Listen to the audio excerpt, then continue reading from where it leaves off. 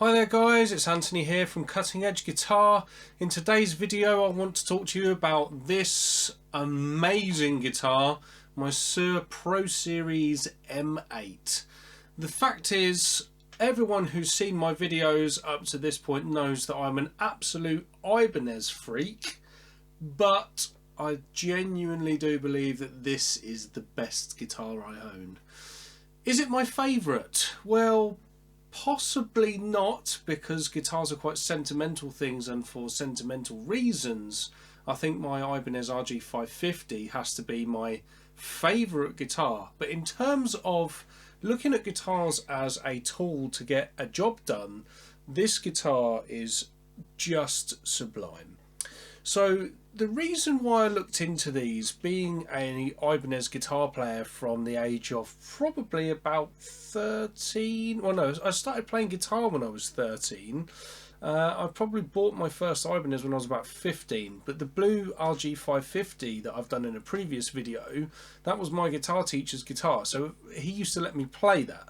So from the age of 13, I always wanted that super stratty type guitar, because the thin neck thing really spoke to me. They were just easier to play. So pretty much from that age, like from the beginning of my guitar playing up to probably when I was in my early 20s, I'd always thought that Ibanez were the best. Nothing could ever compete with them. And to be quite honest, I'm still a bit like that, if I sort of dare say. But my experiences at the Guitar Institute as a student kind of made me feel a bit negative about Ibanez as a brand. Now, I shouldn't have been that way, but what they kind of made me feel was that I needed to have a guitar that was something that you could take to any session, and you could take it to any gig, play it in any band situation, and play it in any genre really, and it would work. Now, to be quite honest, that's where this thing comes in. It also really helps, I'm not going to lie, that at the time I was playing the Ibanez guitars, that pretty much everybody who was the best guitar player in the world always played that brand. But when I was around about 17, I really started getting into Guthrie Govan, who started playing these. And of course, like most things, it makes you think, you know, when you've got someone who's an idol of yours and they're really, really good, you think, well, I want to play the same kind of instrument that they do. It's stupid because it doesn't make you play as well as they do, but you still want that instrument. Now, the thing is, around about the time that I went to go and look for a guitar like this, I had it in my head that I didn't want to get a Suhr, because I didn't want to do that thing again of, well, Guthrie's the new best guitarist in the world, I've got to play his brand. So actually what I wanted to get was a PRS. One of my guitar teachers, before I went to the Guitar Institute, he played a PRS. It was a fabulous guitar, and you know, like we always get we get goggly-eyed, don't we, when one of our idols plays an instrument that we really like. To be fair, he made his PRS sound amazing, he's an amazing player, so I thought, oh well, maybe that's the right way to go. So a good friend of mine at the time, we were both in the buy for a very good guitar, and we went down to several different places. Went down to Denmark Street in London, we went to Guitar in Birmingham, we went to a few different places where you could play these kind of high-end boutique instruments.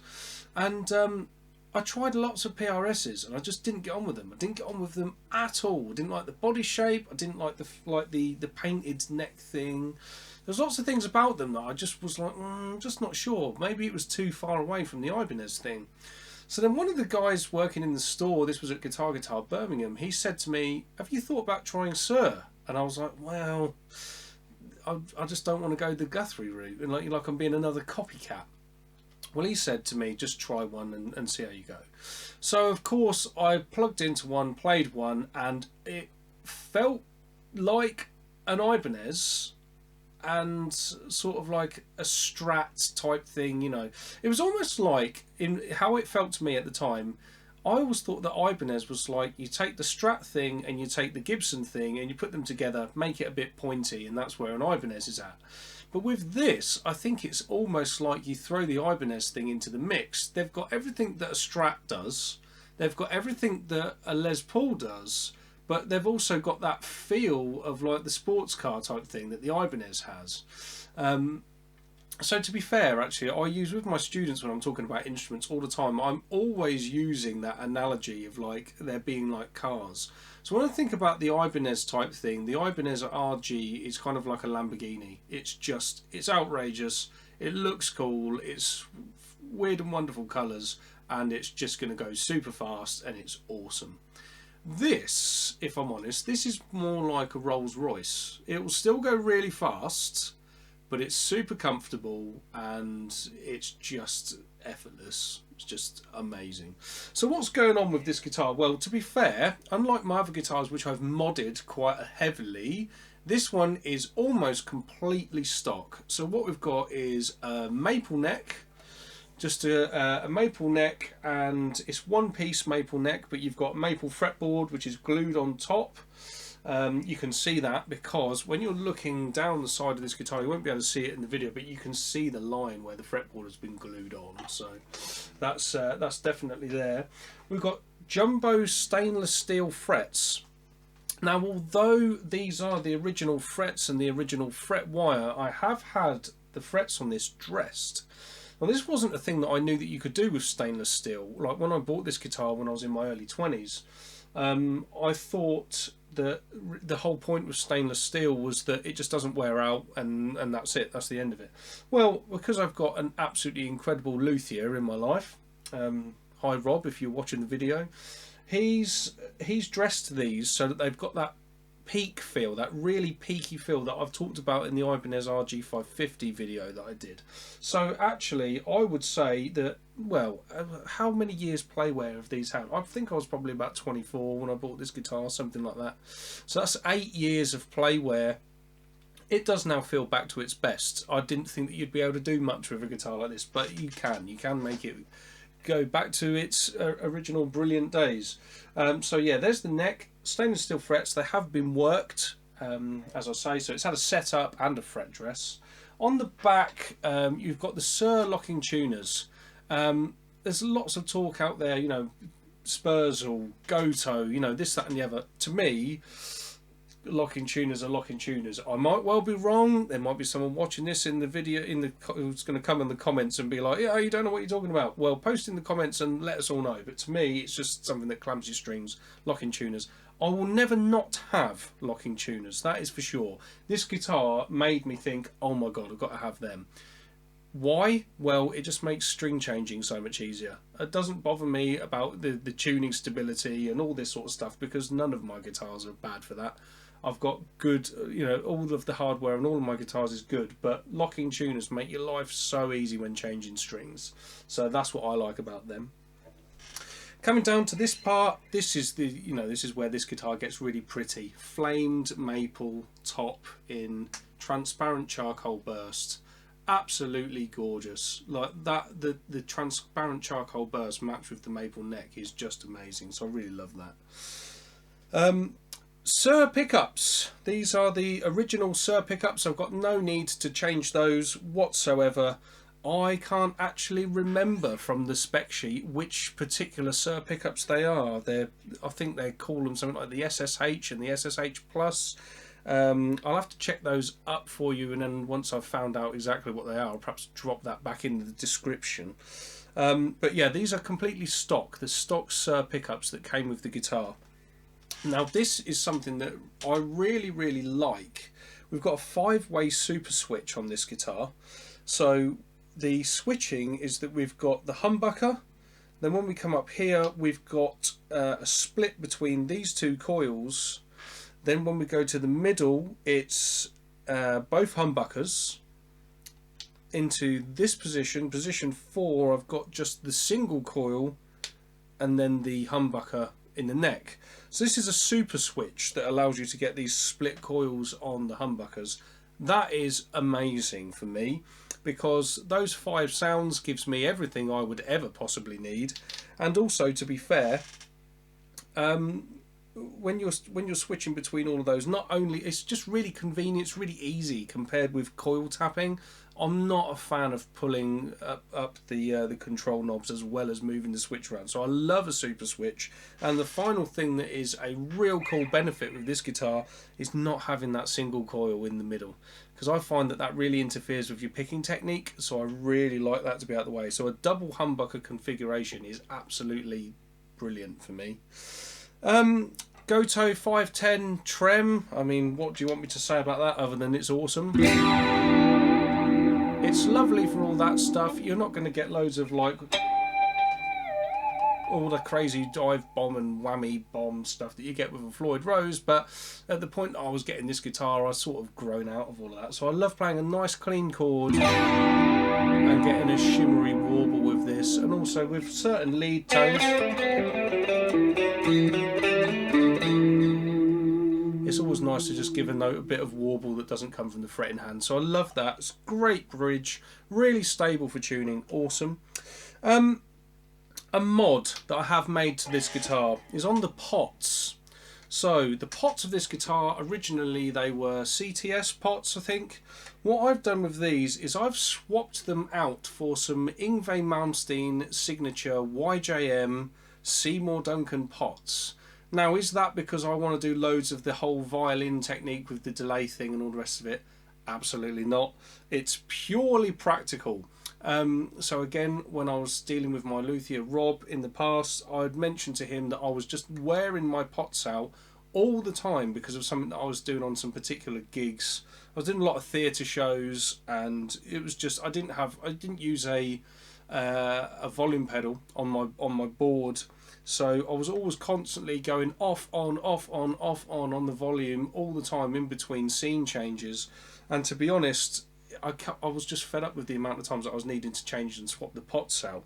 So he said to me, why don't you get some super low friction YJM ones? For one, they've got a lovely travel if you're trying to clean up your guitar sound without using distortion pedals and all the rest of it. You're doing it with, backing off the volume on your guitar. So that's really, really nice, but also it's it just travels really, really nicely, and like these ain't going to wear out, or I mean if they do, they're going to last a long, long time. So that's the only mod that I've made to it. Other than that, this guitar's completely stock. As I say, it's about 8 years old now, maybe a touch more if I remember rightly, but it plays like an absolute dream. It's gorgeous to look at. I could take this to any session anywhere that I want to and it would work fine, and it does every sound. So talking of which, let's now have a listen. So here's a clean sound on the bridge humbucker.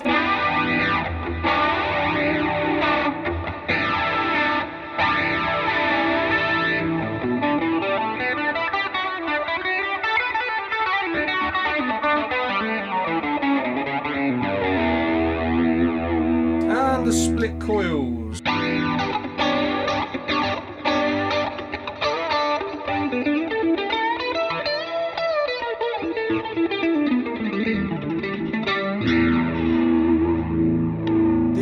Middle position, both humbuckers.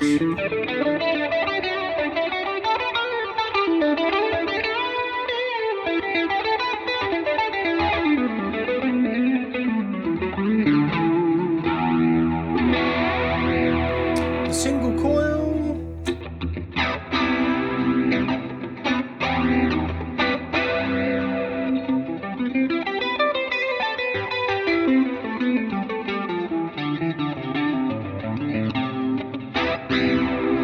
And the neck humbucker.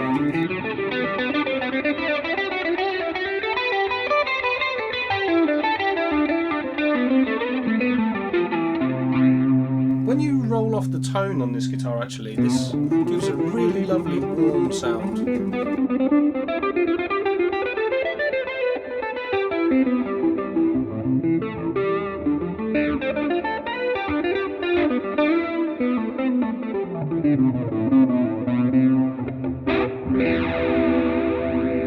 Lovely, lovely sounding, beautiful guitar.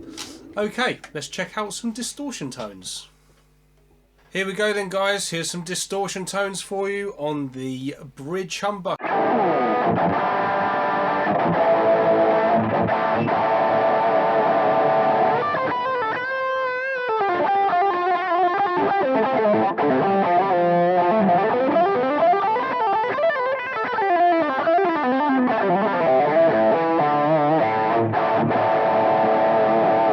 And the split coils.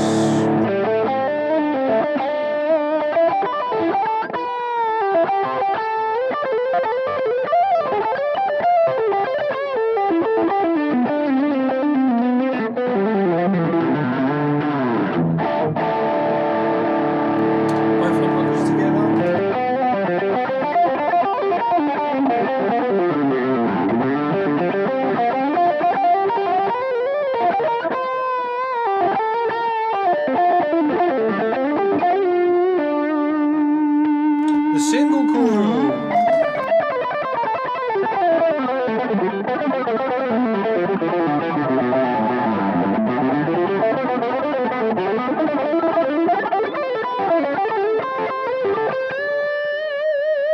And the neck humbucker.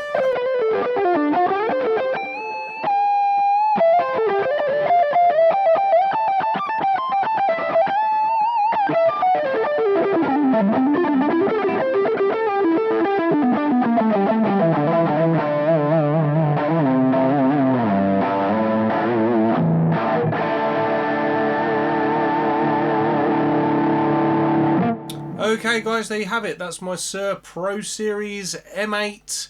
Hope you've enjoyed the video. If you want to see more things like this, make sure you do subscribe to the channel, and I will see you in either a lesson or an advice and quick tips session. So take care, and I'll see you then.